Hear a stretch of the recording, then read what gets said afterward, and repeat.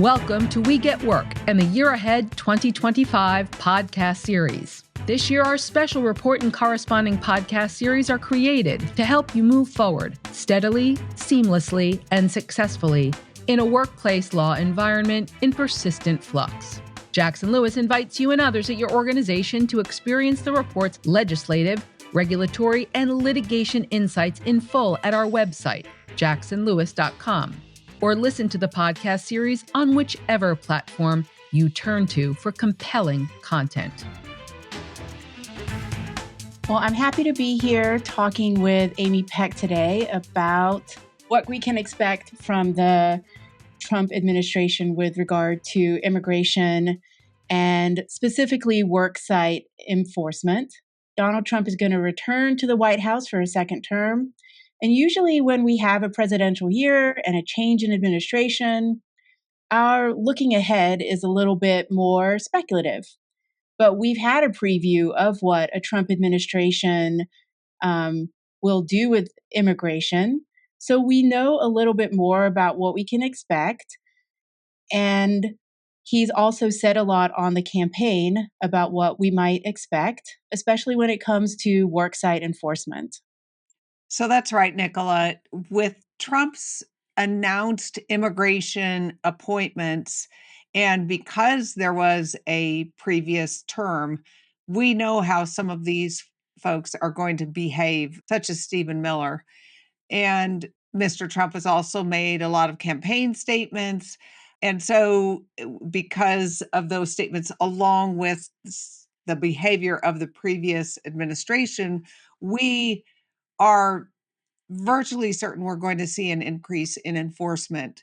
So the last time Mr. Trump was in office, we saw a surge in immigration enforcement priorities, including worksite inspections, I-9 audits, employer responsibilities regarding employee work authorizations, and worksite enforcement actions, also known as raids. I think it's safe to say that employers should be prepared for an uptick in all of these activities. For sure. And if we start by looking at what we saw during Trump's first term, we did see that increase in ICE raids, specifically targeting employers that had larger numbers of undocumented workers. So these are folks who don't have good work authorization. And these were really large-scale operations that involved multiple agencies. For example, in 2018, there was a really large raid at an animal processing plant, and nearly 700 workers were detained just out of that one facility.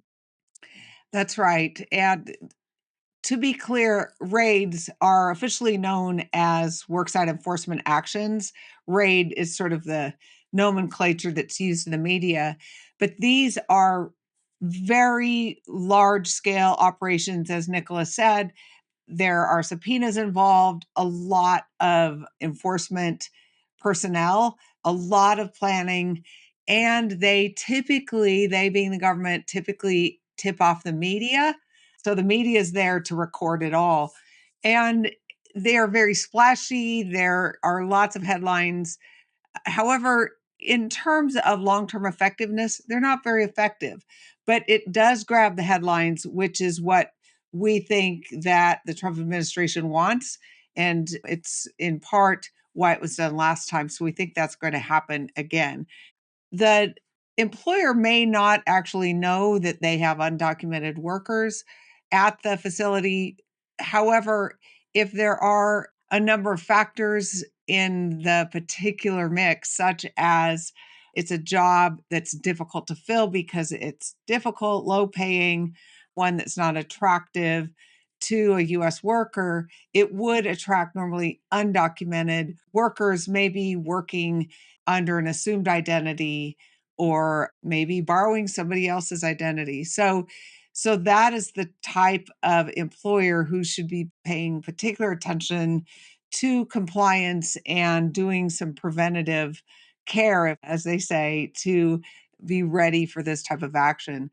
I think it's also noted that there were targeted areas. The Trump administration has already said that Chicago, for example, is going to be one of those targeted areas.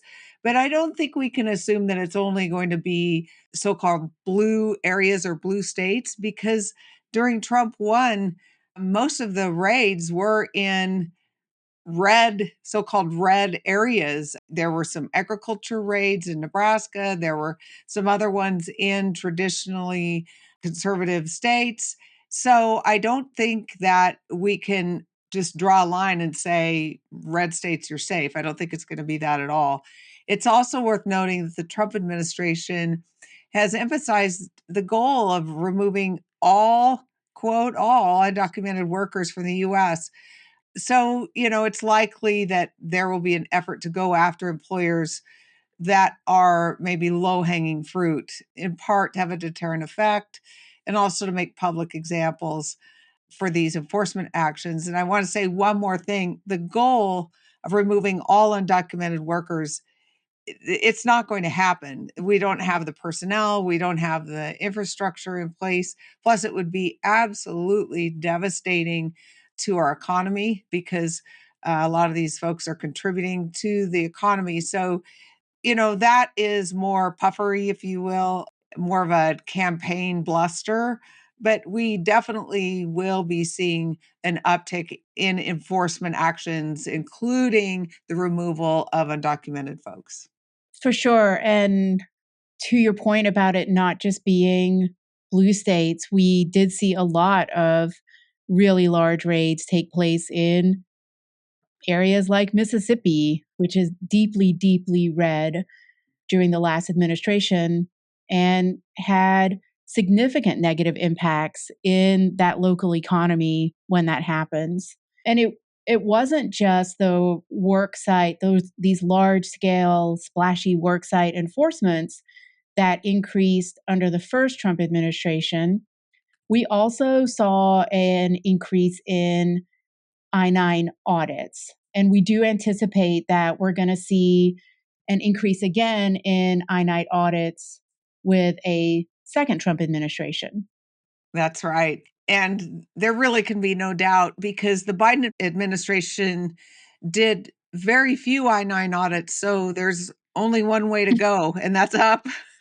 So the Trump administration had a marked increase in I-9 audits before and has stated publicly that it's going to be coming back. And frankly, there are still some audits that were opened up during the Trump administration that are still open, because they did so many that the auditors couldn't actually get through the audits. They would collect the documents, but they couldn't finish the audit because there were so many, it caused a backlog.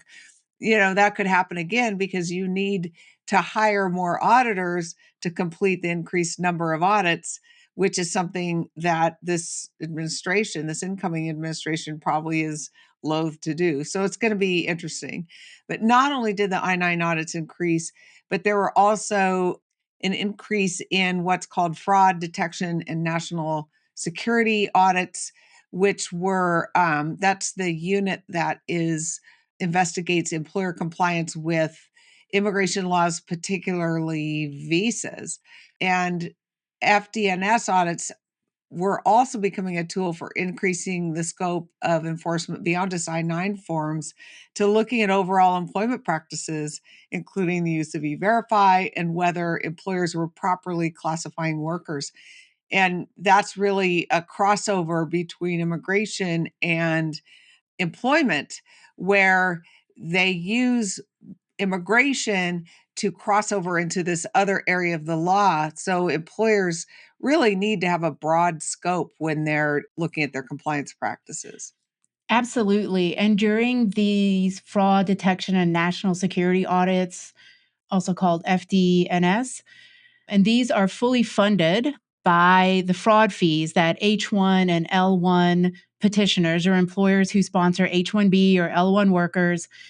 As these employers know, with each filing, they pay a $500 fee, and that goes towards funding this unit of Homeland Security, which can and does and did during the Trump administration, as well as some during the Biden administration, visit the employer's worksite, or they'll reach out via email sometimes directly to a foreign national and to the employer to make sure that they're abiding by the terms of the H-1B or L-1 program. So that includes making sure the workers doing the work that was outlined in the petition, that they're getting paid the wages that are listed on the labor condition application, which is also known as the LCA, a required part of the H-1B. And there are these Department of Labor regulations that pretty strictly regulate the wage that has to be paid and where the work can be performed. And all of these are checked during an FDNS audit. So it is important for employers to kind of think that these are not just paperwork reviews. They almost always involve like an in-person inspection and a review of the business practices to ensure compliance.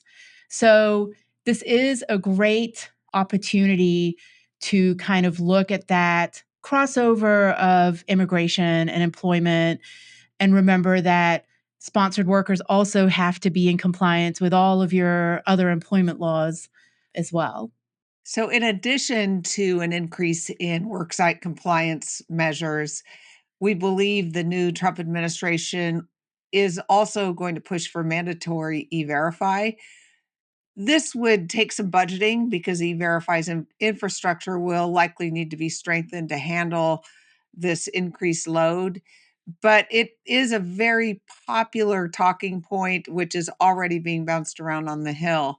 These potential new measures or policies won't happen overnight on January 20th, although we're hearing that there are, 3 to 5 immigration changes, executive actions that will be taken within 24 hours of January 20th. We don't know what they are, but we definitely need to prepare for what will be certainly a more stringent worksite compliance administration and very big changes that will impact the foreign national workforce.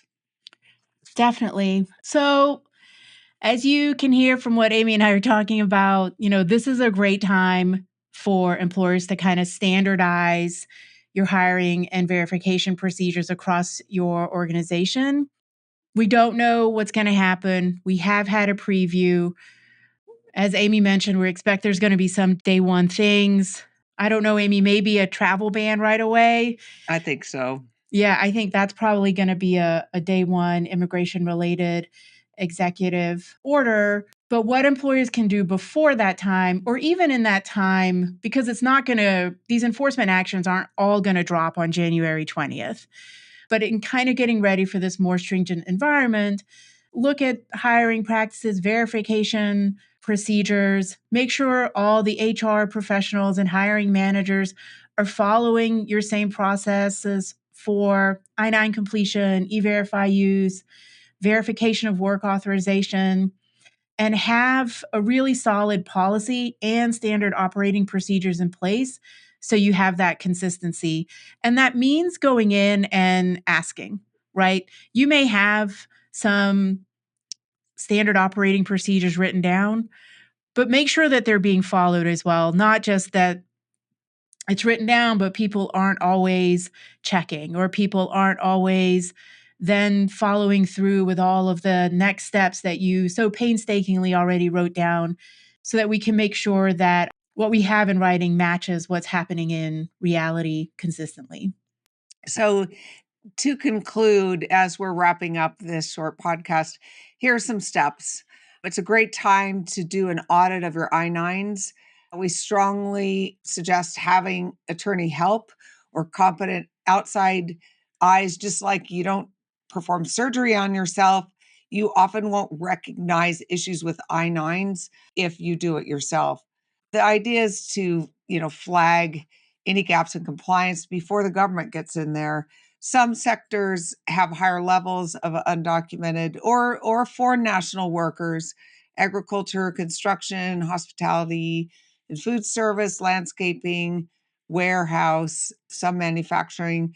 So really, this is, if you're in one of these industries, you need to be working closely with your compliance lawyer to prepare for audits and potential worksite enforcement actions, like having a plan in place if they show up at your door with a subpoena, and everyone should know what to do so you're not, within the middle of the bullseye and putting yourself in harm's way. Definitely. And any internal review, if an employer has employees that they sponsor in any kind of visa status, do an audit of your immigration files, your public access files, if you have H-1B workers, to make sure that all of the workers are working in compliance with the petitions and LCAs that were submitted to Department of Labor and Immigration in support of these visa statuses. And if you do discover that there are material differences that require an amendment to be filed, reach out to counsel, file those amended petitions, and get ahead of these potential issues before we see the expected, if not almost certain, increase we're going to see in audits. And finally, employers should stay informed about changes in immigration policy. We have a blog, globalimmigrationblog.com, where we'll be blogging about this constantly. And, certainly there are other resources out there, but staying on top of it is essential. Yes, and Amy and I are going to be back after the inauguration to kind of talk about what those day one or early increases that we see happening in immigration. And so stay tuned in and definitely follow along with our immigration blog, because that's where we push out the information as soon as we have it. Thanks for tuning in today. And if you need additional guidance, please reach out. We appreciate it. Thank you for joining us for the Year Ahead 2025 Special Edition podcast series. Please tune in to future episodes where we will continue to tell you not only what's legal, but what is effective. Our We Get Work podcast is available to stream and subscribe on Apple, Spotify, and YouTube, as well as jacksonlewis.com. If you enjoyed these episodes, we encourage you to share any or all of them with your network and leave a review to help others find us.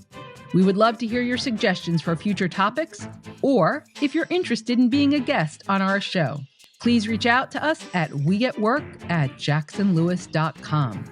Thank you for tuning in.